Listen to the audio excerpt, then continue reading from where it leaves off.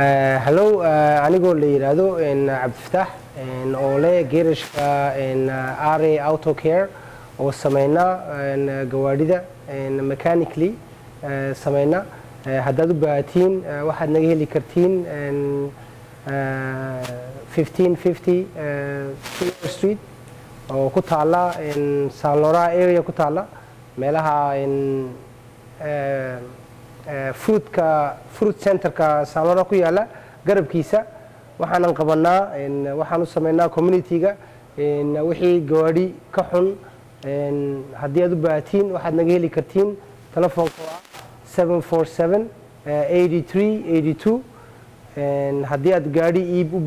baahantiin waa naga caawin karnaa haddii aad gaadhi sameyn u baahantiin waa naga caawin karnaa haddii aad waxyaalo kale u baahantiin waad nala soo socodsiin kartiin wali waan dhawaan baan bilownay waan